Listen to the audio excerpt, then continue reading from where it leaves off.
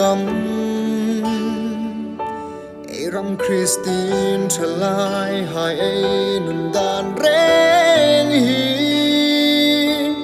su le tra khom khi ran lovin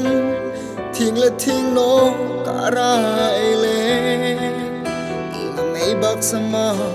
in ngai tu chi nga hun ta una I don ve la kam ram Christine chalai hai nun dan reng hi su le tra khom khi ran lovin thing le thing no kara ele ina mei bak sama ngai tu chi nga hun ta una ulal pa chu hung pan ro pa mai na lu le ro una ulal pa chu hung pan ro san dam na lu le ro sa tu na ring na ai chan thei na ding in ro sa khan ai sul na hai chu allo so fai da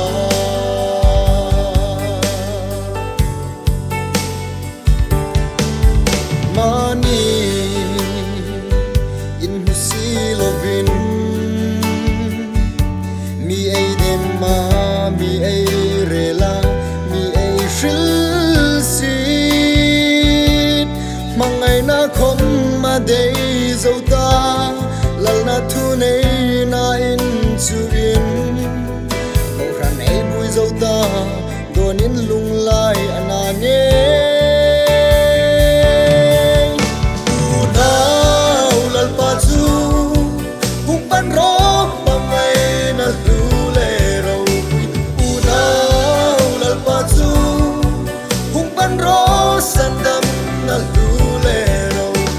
sa tu na ring na ai chan thei na ding in kho sa khan ai sul na hai chu allo so fai da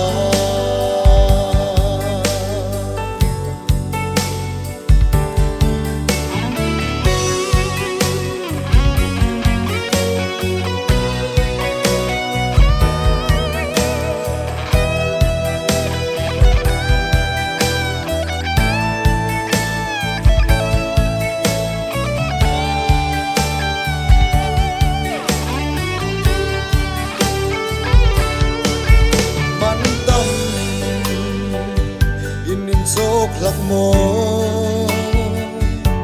ri thei tim reng su le sa le nam par for mi khap kara bo vel ding sun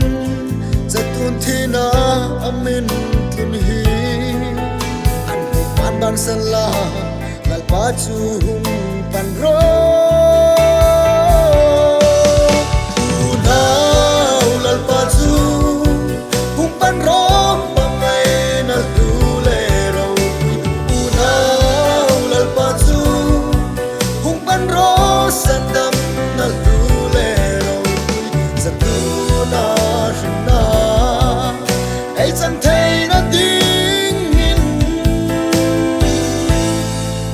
sa khan